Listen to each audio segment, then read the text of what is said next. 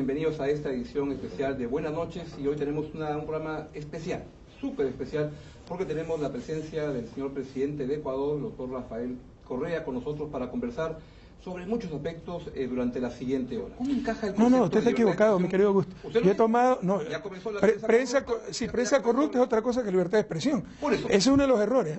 Se cree que criticar a ciertos medios, negocios dedicados a la comunicación, es criticar la libertad de expresión.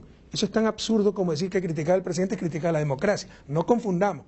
Una cosa son los negocios dedicados a la comunicación, que no tienen por qué ser más éticos ni menos éticos que otros negocios que venden peras, corbatas, etcétera. Y otra cosa es la libertad de expresión, que es derecho de todos nosotros, no solo de esos negocios. ¿Cómo encaja la libertad de expresión en la revolución ciudadana? La libertad de expresión y la libertad de prensa es vital para una democracia, pero la mala prensa puede ser fatal para esa misma democracia. Y en América Latina hay mala prensa, hay terrible prensa. Y debemos de eso estar conscientes los ciudadanos y presentar soluciones. Por ejemplo, acuérdense en la campaña de Ollanta-Humala, la carta que escribió Vargas Llosa al comercio, haciendo los pedazos del comercio. Todo eso es verdad. Pero ¿dónde están pues los remedios para eso? ¿O hay que seguir aguantando esos excesos, abusos, esa falta de ética de cierta prensa? ¿Es mala prensa, el gobernante o el ciudadano? El ciudadano, pero debemos tener mecanismos, pues el ciudadano institucionalizadamente.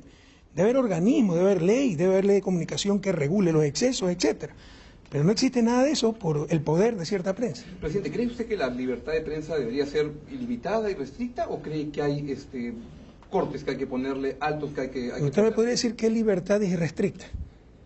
Bueno, la de prensa creo que debe ser irrestricta. Bueno, entonces está atentando contra los tratados internacionales firmados por el propio Perú, porque, por ejemplo, el Pacto de San José pone dos límites a la libertad de prensa: el respeto y el prestigio, el respeto al prestigio de las personas, a la intimidad de las personas, claro, y la seguridad nacional. Entonces creo que todo tratado internacional, y esto está más que superado, pone los límites que debe tener la libertad de expresión y de prensa, como cualquier otra libertad, si no se cae en el libertinaje. ¿Por qué se iba tan mal con la prensa de su país? No, yo me llevo muy bien. Acabamos de traer como 40 medios regionales, locales, que son mucho más democráticos. Lo que pasa es que en nuestro país, como seguramente en Perú, 6 familias pues manejan los medios nacionales y se han creído dueñas del país, y lo han sido. Pero ese es uno de los problemas que hemos tenido. Bueno, 6 familias no está mal, ¿no? Como no sé cuántas empresas de cerveza hay, cuántas empresas de telecomunicaciones. Bueno, pero si quiere elaborar, y desde un punto de vista económico, es que resulta que esas familias que manejan negocios no están vendiendo cerveza, están prohibiendo un derecho, pues el derecho a la comunicación. Entonces viene el primer problema, y que hay que reflexionar. Cabe que negocios con fines de lucro provean un derecho. Cuando entra en conflicto el fin de lucro con el derecho, ¿qué es lo que va a prevalecer? Por definición va a prevalecer el fin de lucro. Primer problema. Segundo, usted sabe como economista, la cerveza es una mercancía. Yo le vendo su cerveza, usted me la paga, usted se la toma y se acabó el lío. No se la puede tomar el público aquí presente, ni el televidente. Pero la información es un bien público.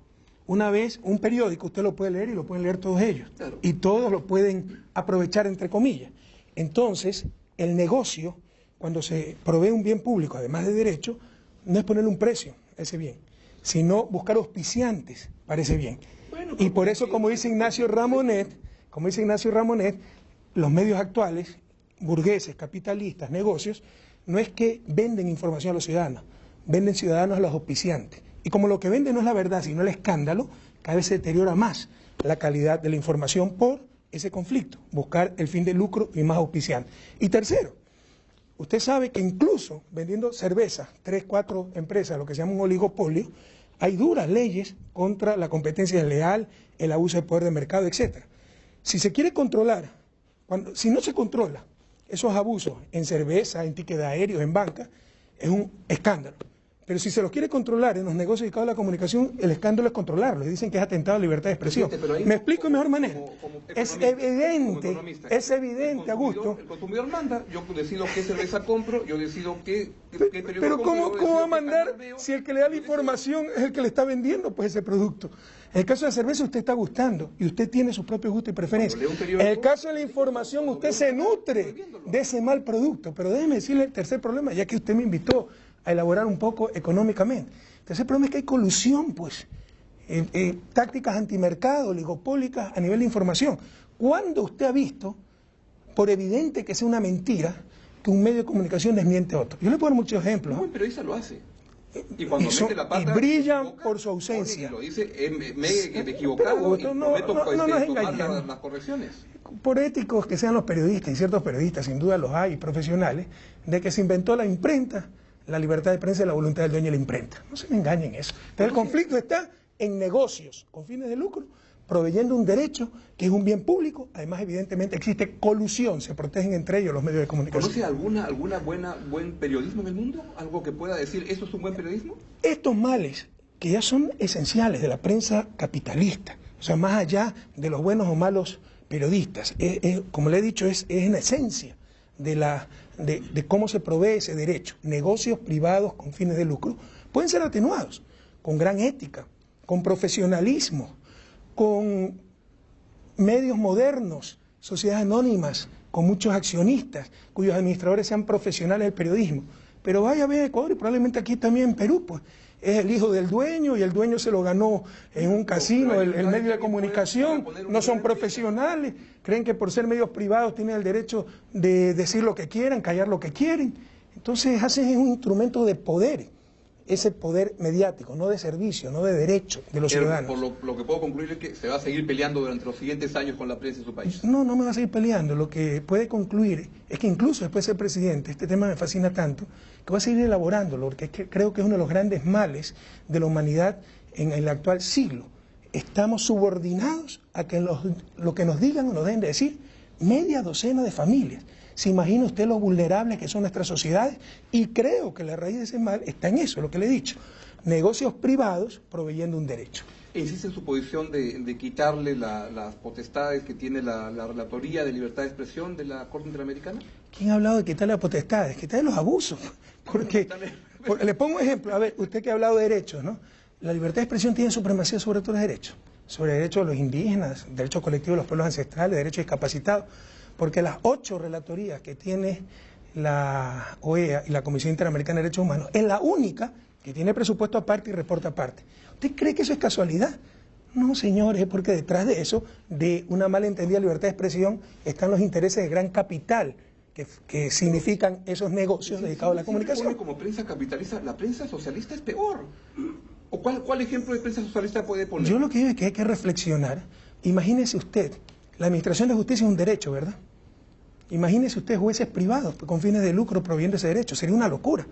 Entonces, si hablan tanto, porque es una contradicción tras contradicción en el discurso de los medios de comunicación, cuando les conviene, ellos son simples informadores para la ciudadanía. Cuando les conviene, son actores políticos, pues si se le da respuestas políticas, atentado a la libertad de expresión. Yo lo que creo que tenemos que reflexionar, si es un derecho tan fundamental, si son la base de la democracia, como ellos mismos se dicen, ¿por qué, por ejemplo, no pensar, después de 3 siglos de vigencia el modelo de Montesquieu, que debe ser una función del Estado, con escrutinio público, del Estado público, no gubernamental, legitimado democráticamente, y no estos negocios privados donde la información no le da el que tuvo plata para poner una imprenta, independientemente de su nivel ético, de sus intereses? Es gravísimo. Su posición, la verdad que no nos vamos a poner de acuerdo. Julián Assange. Sí, pero por eso podemos escribir muchísimo. No, además me encanta discutir de eso con usted. A mí también me fascina. La vez pasada, la primera vez que lo entrevisté hace como 2 años, me dijo que cuando hay esas cumbres de los presidentes, algo que no les gusta contar es que todos se reúnen y se ponen a criticar de los periodistas entre todos, pero solo pocos como usted tiene la valentía de salir a decirlo.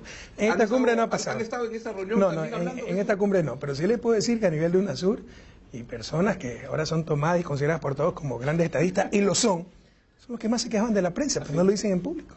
Julián Assange, ¿cuál es la posición de Ecuador? ¿Por qué Ecuador le otorga el derecho de asilo?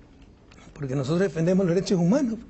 Y después de un profundo análisis y haber agotado todos los recursos para que se dé una garantía de no extradición a un tercer país, si va a Suecia a declarar con respecto a la investigación de un delito, Assange no está acusado de nada. Es parte, se lo quiere interrogar como parte de la investigación de un delito.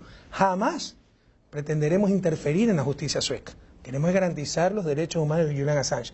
Por eso se pidió la garantía de que no fuera extraditado a un tercer país, básicamente Estados Unidos, donde ha habido senadores que quieren juzgar a Julián Assange con la ley antiterrorismo, que implica incluso pena de muerte. Nunca hubo esa garantía.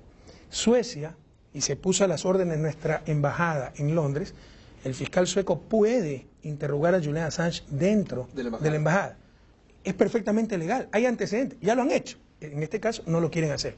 O sea, frente a la falta de flexibilidad, de apertura de Inglaterra, Suecia, los propios Estados Unidos, pues en ejercicio de nuestra soberanía para defender potenciales riesgos a la vida y al debido proceso del ciudadano australiano Julian Assange, decidimos otorgarle el asilo diplomático. ¿Y hay una conversación con Suecia en camino sobre esos temas? Se ha conversado con todo, pero ahorita básicamente las conversaciones es con Inglaterra, porque si Inglaterra da el salvoconducto, Julian Assange puede abandonar con seguridad la embajada de Ecuador en Londres. ¿Esto va a ser una batalla de resistencia? ¿Hay un plazo que se pone? Por nosotros no es de resistencia, es de principio. Ojalá se pueda solucionar mañana, pero básicamente depende de Inglaterra y del Reino Unido más exactamente. Veamos a su modelo de la Revolución Ciudadana, que lo estaba revisando el día de hoy, y incluso hablé con amigos comunes en Ecuador, y me contaban que era un modelo en el cual usted combina, digamos, una retórica más izquierdosa, pero con políticas que en la praxis van por otro lado.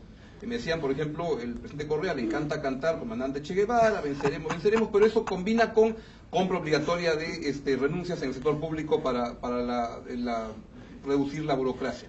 Presidente, es un tema importante, me piden hacer una breve pausa, creo que mejor hacemos un alto y le vamos preguntando cuando volvamos cómo combinar comandante Che Guevara con despidos en el sector público y ese tipo de cosas. Cómo no, encantado. Breve pausa en esta entrevista con el presidente de Ecuador, el doctor Rafael Correa, ya venimos. Muy bien, estamos acá de vuelta en esta entrevista con el presidente de Ecuador, el doctor Rafael Correa, conversando de muchos temas vinculados al Ecuador y con una evidente repercusión en el Perú. Presidente, volvamos al tema que le planteaba. Usted me contaban que combina bien la praxis de una retórica izquierdosa, entonces canta comandante Che Guevara y todo, pero al mismo tiempo va por políticas que me dicen parecen la de Sixto Durán Ballén, con despidos en el sector público. ¿Cómo combina esta política? Infórmese bien, Augusto, no me seccione. Primero no sea peyorativo, ¿no? Retórica izquierdosa. Nosotros somos de izquierda. Y si no somos de izquierda, comuníquele a la derecha del país para que no nos ataque tanto, entre ellos sus amigos de los medios de comunicación, que son de derecha y defienden ese grupo. ¿No hay medios de no, pero es un negocio, pues son la argolla de los negocios, son los bines. Pero son bines dedicados a la comunicación en vez de vender corbata. Bueno, y también saquémonos a la cabeza que tal vez es culpa de la izquierda aquello. Analogar izquierda con permisividad, con ineficiencia. Perdónenme, nosotros tenemos que velar por el bien común. Un servicio público de calidad es fundamental para el desarrollo. Y tenemos que velar por el bien común respetando derechos individuales.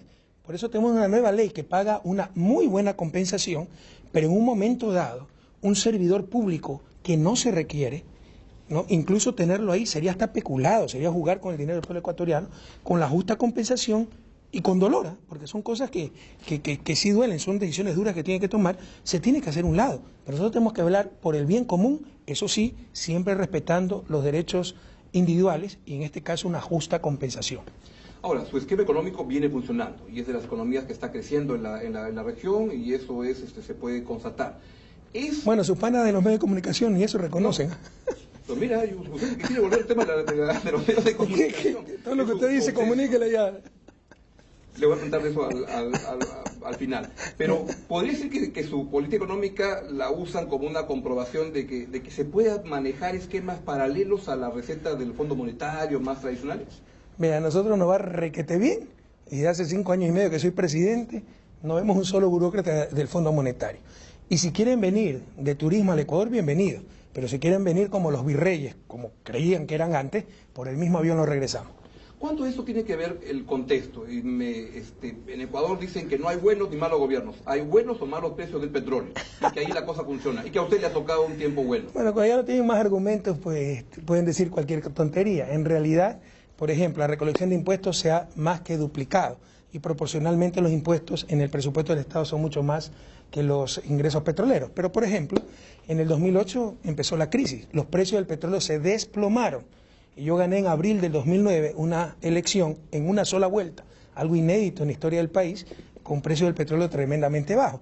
Pero así son los mediocres, pues, ¿no? Y el odio ciego. No pueden reconocer ningún acierto del adversario que ellos consideran enemigo y que hay que aplastar por todos los medios. Pero felizmente con ese fundamentalismo lo único que hacen es perder más credibilidad.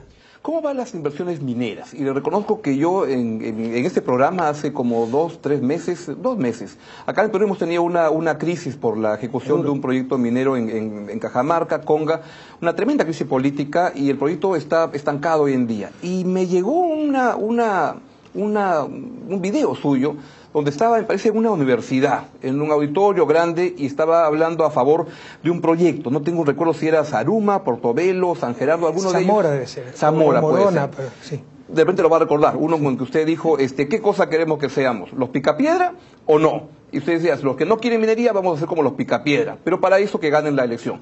¿Cómo va el proceso de inversión? No recuerdo minera? haber dicho eso. ¿No? Lo que sí crees que hay fundamentalismo. No, yo lo he escuchado, que por están favor. haciendo daño. Bueno, lo pone ya para recordar. No estoy negándolo. Le digo que no recuerdo. Pero se lo digo en buen tono. No, pero no utilizo. Argumento. Lo que sí probablemente dije es que hay gente que cree que vivir en armonía con la naturaleza es volver al estado primitivo de la humanidad. Es una barbaridad. Hay gente que pretende que la pobreza es parte del folclore, que nuestros pueblos ancestrales están bien como están. No están bien, por favor. Vaya a ver la esperanza de vida, vaya a ver la desnutrición infantil, la mortalidad infantil. Ellos mismos cómo reclaman servicios.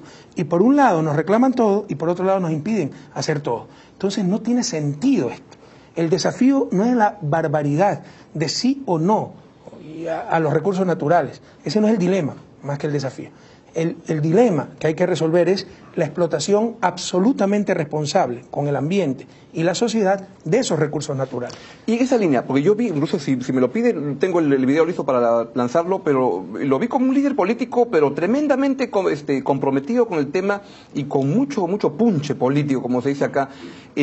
¿Cómo conjugar la inversión minera con las preocupaciones legítimas de la gente por los temas de agua, por los temas de ambiente? Es que quiero decirle que esto fue una propuesta central en la campaña del 2009 y el pueblo apoyó abrumadoramente en las urnas, ganamos en una sola vuelta con la propuesta de desarrollar el potencial minero. Pero los que más se jactan de ser demócratas, participativos, etcétera, son los que con piedras, palos, se oponen a la decisión de la mayoría. Entonces son esas contradicciones. Mire, yo no tenía criterios definidos cuando empecé en el 2007 sobre minería, pero como académico, como político responsable, me puse a investigar y vi cuántas falancias habían. Por ejemplo, el falso dilema entre minería o el agua. La minería moderna no utiliza pues químicos que ensucian el agua, recicla el agua. ¿Cuál es la que sí perjudica grandemente el agua? La minería artesanal que utiliza cianuro, etcétera. Yo tengo demagogos en Ecuador que dicen sí a la pequeña minería artesanal, que no tiene buena tecnología, y no a los grandes proyectos. ¿Qué sentido tiene todo esto? Entonces debemos ser honestos, debemos ser responsables. Hay mucho mito.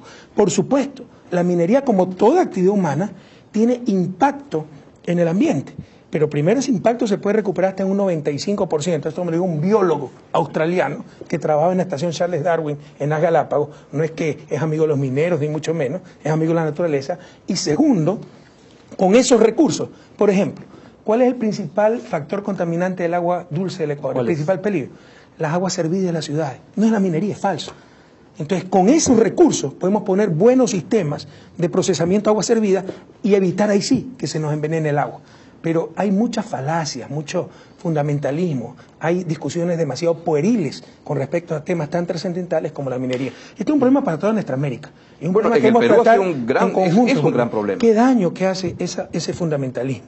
Debemos sentarnos a discutir sensatamente la mejor manera de explotar nuestros recursos, no que derramaremos hasta la última gota de sangre para que no se explote una sola mina, petróleo, etcétera. Entonces nos vamos a condenar a la pobreza, por favor. Estoy seguro que acá va a haber un montón de gente que va a decir si no se decide a ser candidato, si puede venir acá al Perú para ayudar a persuadir sobre los temas mineros. Es que partimos, es como los transgénicos que ahorita se están discutiendo en Ecuador. Yo lancé, discutamos sobre transgénicos, nuestra constitución prohíbe los transgénicos y probablemente cometimos un error, no hay conclusiones definitivas sobre los transgénicos. Abramos la discusión y ya mentieron a Monsanto que las transnacionales. No hay consistencia en la argumentación. Una cosa es la parte técnica, son dañinos o no para la salud. Otra cosa es la parte política, económica, se lo proveen las transnacionales.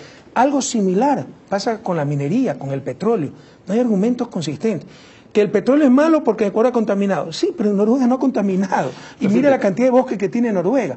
La mala explotación petrolera, por supuesto que es dañina.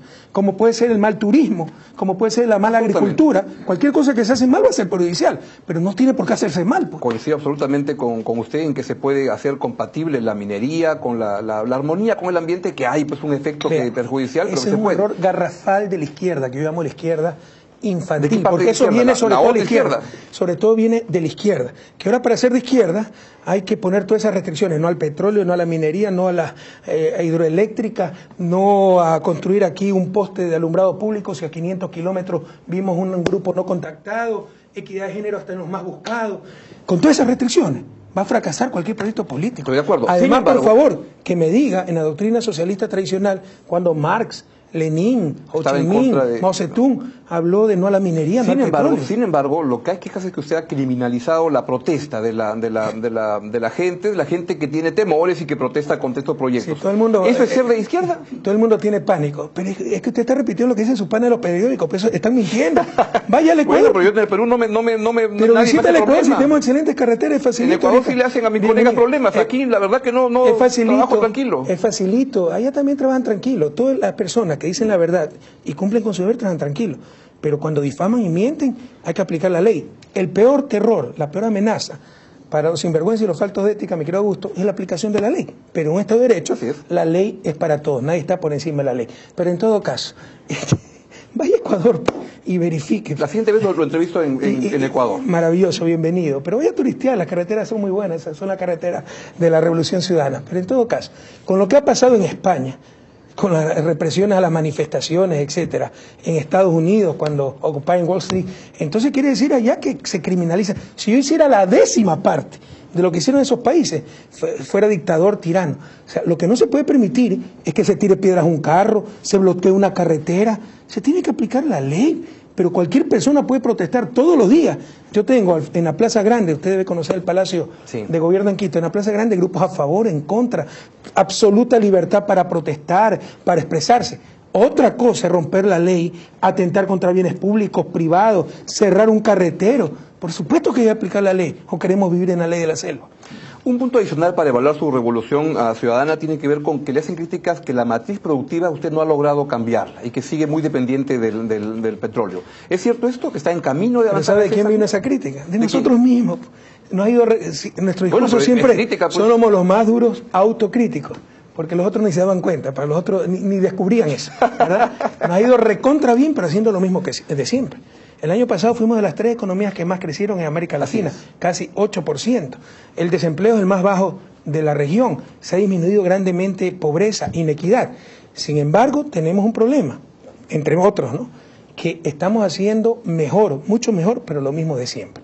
El gran desafío, usted preguntaba hace un momento, para el nuevo periodo, ¿qué se puede plantear? Eso, la diversificación de la matriz productiva. Es decir, hacer lo que estamos haciendo excelentemente bien, como hasta ahora, pero hacer nuevas cosas de igual manera, extraordinariamente bien. Por ejemplo, la parte forestal, Ecuador tiene un gran potencial forestal, potencial minero, que todavía no empezamos.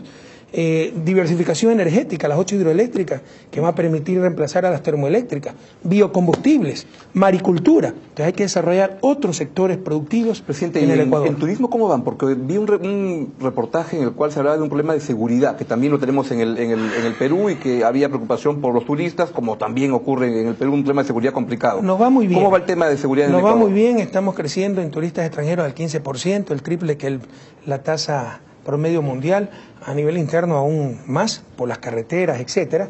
Sin embargo, tuvimos el problema, ¿no?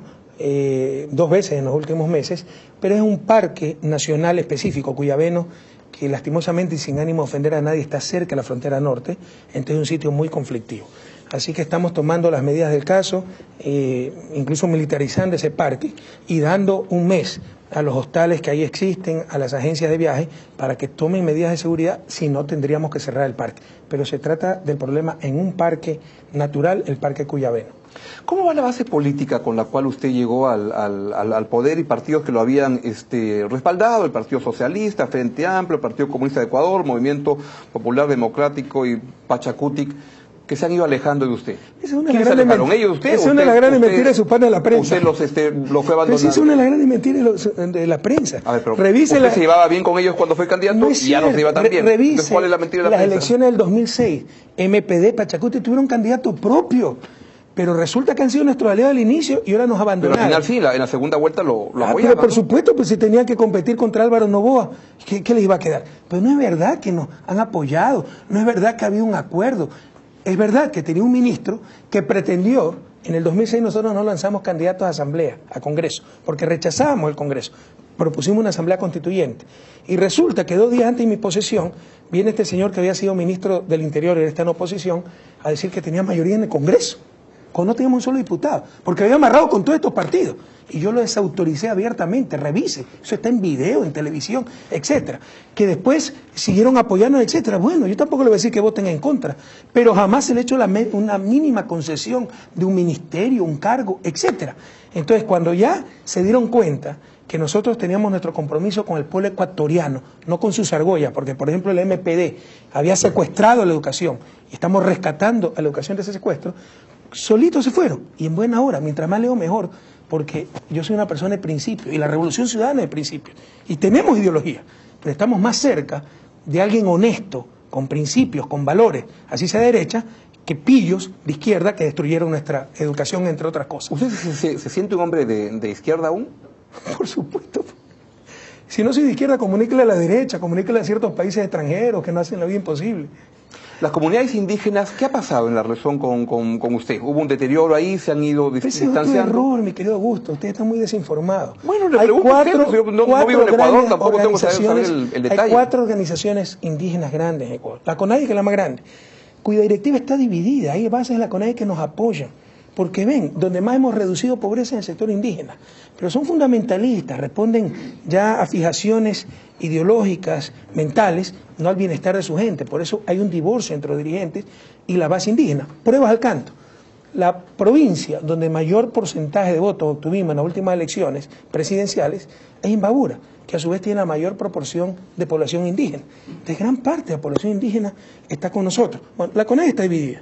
Dice la FEINE, que tiene una posición un poco neutral.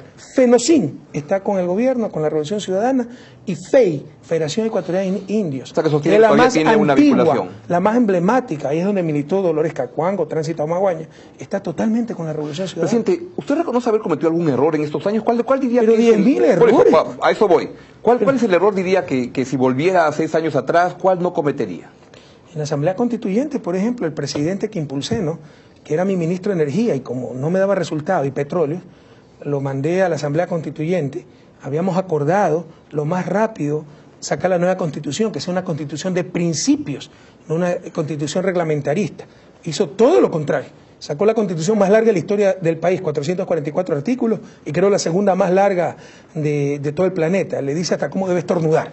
Y en lugar de terminar rápido esa discusión para pasar leyes fundamentales, al tener 2/3 de una asamblea de plenos poderes, se entregó a los grupos fundamentalistas que no eran parte de nuestro proyecto político. Así, ahí hubo una gran deslealtad y perdimos una oportunidad histórica de acelerar este proceso y hacerlo de mejor forma. ¿Algún otro error que quisiera mencionar? Muchísimo, pero no grandes errores tampoco, en la dirección no, en la aplicación, en nombramiento de gente, etcétera, ¿no? ¿Y qué es lo que otra vez en el plano personal ha aprendido en estos años de ejercicio en el poder, en estos 6 años? Los tentáculos, por ejemplo, de sus amigos de la prensa. Porque resulta que atentado a libertad de expresión no es difamar, es ponerle un juicio por difamación. Y no se imagina el frente que se nos abrió a nivel internacional, todas las ONG que tienen, todas estas instancias que defensores de los reporteros, que unidos somos más, los tentáculos que tiene esta gente a nivel internacional. Es impresionante. Les pido hacer una breve pausa y quisiera en la parte final, que nos quedan pocos minutos, poder conversar de temas pero más... Lo chistoso es que el problema no es difamar, ¿no? El problema es enjuiciarlo por difamación. Increíble. Pero le voy a preguntar, cuando vengamos, algo que le pregunté la vez pasada que lo entrevisté en Chiclayo, de qué cosa va a hacer cuando algún día deje la presidencia, porque la va a dejar algún día, ¿no? Y si es que quiere ser director de un periódico. Vamos a una breve pausa. Un buen periódico, por supuesto. De la prensa corrupta, como decimos en mi tierra, ni para madurar aguacate. Vamos a una breve pausa y venimos con la parte final, con esa entrevista con el presidente Correa. Ya venimos. Muy bien, estamos ya de vuelta en el bloque final en esta conversación, esta entrevista con el presidente de Ecuador, el doctor Rafael Correa. Y nos quedamos, yo le estaba preguntando qué cosa piensa hacer cuando deje el poder, que algún día lo tendrá que dejar, y le sugería que de repente podía ser director de un canal de televisión, de un periódico. Me encantaría hacer buen periodismo, ¿no? Porque buen periodismo es una profesión muy noble. Pero no nos engañemos, usted vaya a ver quiénes son los dueños de los periódicos, por favor. Los dos canales que están incautados eran propiedad de banqueros prófugos. ¿Sabes cuál es el problema, presidente, si me permite? Sí. El problema es que buen periodismo es una categoría que no la suelen definir los gobernantes bien, porque el trabajo del periodismo es criticar al poder. De repente, ¿Quién de me dijo manera eso? Pero eso contra son las verdades absolutas e indiscutibles. Elaboremos un poco. ¿Quién me dijo eso? ¿Por qué? Pues ¿No era el trabajo informar? Porque si es criticar al poder, ser contrapoder, Así es. están jugando un rol político, pues. Pero claro. Entonces Igual no se se trata de quejen eso. cuando se le da respuesta política. Bueno, pero respuesta política, pues un presidente que sale, como usted salía en el caso minero, a debatir, a discutir. No, con pero cuando fuerza, yo digo, pero cuando la prensa cuando le critica mete con un mala fe juicio, y le digo, son unos mala fe, mentirosos, atentado a la libertad de expresión. Ya, Entonces, si pero- son contrapoder y están, yo cuestiono eso, no es que lo estoy aceptando su posición, están jugando un rol político, ¿por qué se quejan pues cuando tienen respuestas Pero déjese políticas? de cosas. Cuando un presidente le pone un juicio a un periodista, hay un desbalance ahí. ¿No cree que ¿Por qué? ¿Por qué? Porque las cortes pues no suelen ser, deben mirar diferente a un presidente, con poder, con mucho poder como usted, frente a un medio. Ese no es el argumento que sostiene es que a los periodistas no se los pueden juiciar. En un Estado de Derecho se persiguen no personas, delitos.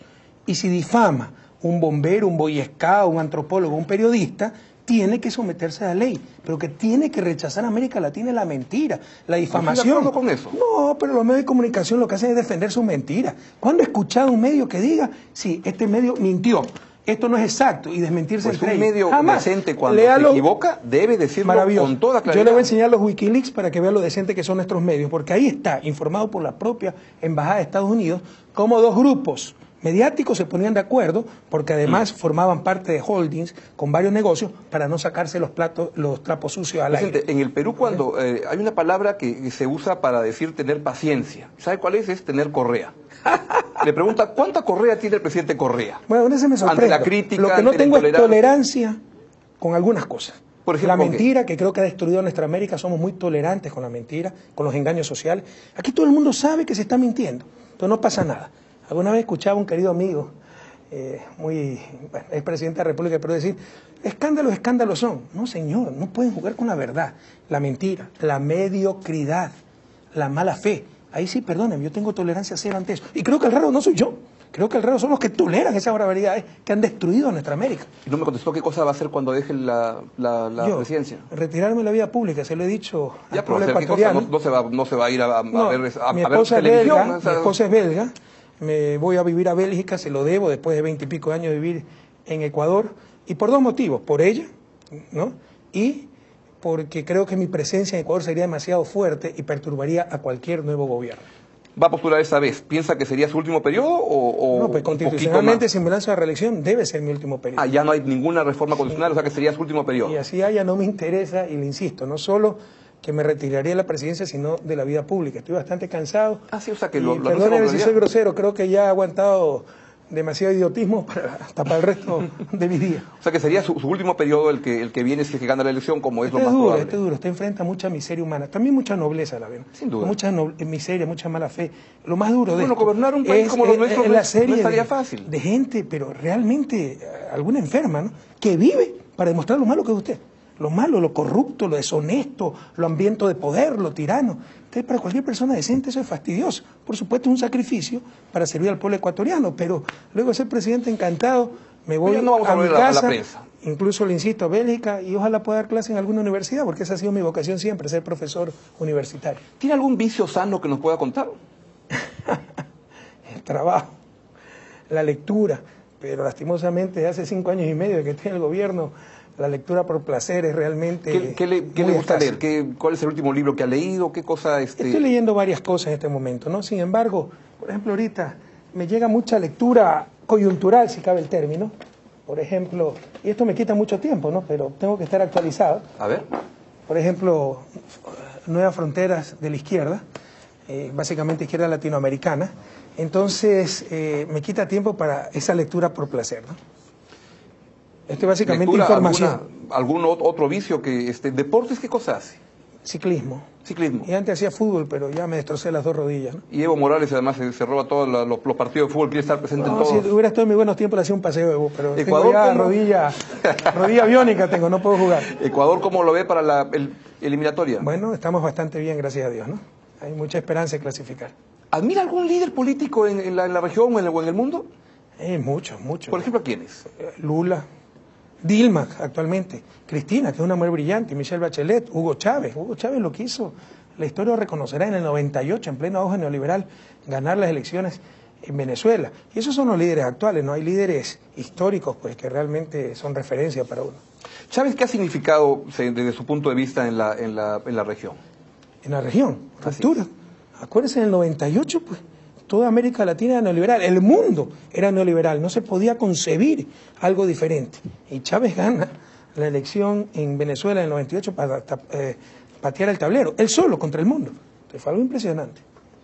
Me contaban unos amigos suyos que han estado con usted en algunas reuniones, que a usted le encanta el karaoke y que le encanta cantar. Y que además no solo canta usted, sino que canta junto con el canciller Patiño, con todo, hace un coro. Yo canto para desestresarme, el problema es que estreso a los que me escuchan, ¿no? Pero, no, somos, mire, siempre decimos, ¿no? Nuestra revolución debe ser la revolución de la alegría, somos gente muy alegre. Realmente yo soy pésimo para la música, canto horrible, pero es el único abuso de poder que cometo de vez en cuando, ¿no? Ponerme a cantar y me aguantan. Pero, por ejemplo, el canciller ese sí canta muy bien. ¿Por eso lo tenemos el canciller? Porque para que cante. Para que amenice los viajes. Presidente, le quiero agradecer mucho. Parte, en cuántas horas, además me estaba contando que ya había terminado todas sus actividades y que solamente se quedó para esta entrevista. ¿Le agotan estas cumbres ya? No sé, al comienzo deben ser emocionantes, pero cuando ya son tantas, ¿qué cosa dice? Bueno, toca esta cumbre, ahora me voy a ver con la misma gente. Pregunta delicada. Mire, siempre una alegría estar en Perú, se lo digo sinceramente. Felicitaciones al presidente Humala, organizó muy bien la cumbre a Perú. Llegamos 1 de la mañana y hay que preparar intervenciones, documentos, entonces prácticamente no se duerme. Son jornadas realmente agotadoras. Sí le digo que la mejor cumbre es la cumbre de 2, la bilateral. Mientras más grande es una cumbre, menos eficiente es. Y lo más práctico, lo más eficaz son las reuniones bilaterales que se puedan tener. Presidente, le quiero agradecer muchísimo que me haya permitido entrevistarlo esta noche y le deseo que su estadía haya sido provechosa, bonita y que tenga un buen regreso a su país. Siempre es una alegría y una satisfacción estar en Perú. Muchas gracias, Perú, por la acogida, muchas gracias, Lima, al presidente y al gobierno del presidente Ollanta Humala. Felicitaciones por la cumbre y los esperamos en Ecuador. Visiten Ecuador, que es un país también maravilloso. Estupendo, allá estaremos. Para que vean que no se criminaliza la protesta social, que las cárceles están repletas de perseguidos políticos, todo lo que publican los panas de sus amigos de la prensa. Mis colegas, mis amigos de la prensa. ¿Cómo le dicen aquí? Allá decimos panas, ¿cómo es que le dicen aquí? ¿Los colegas? No, otras, patas. Los patas causos de la prensa. Nuestros causos. Muy bien, presidente, muchas gracias. Gracias. Buenas noches. Bueno, ha sido la edición de hoy de Buenas noches y vamos al estudio.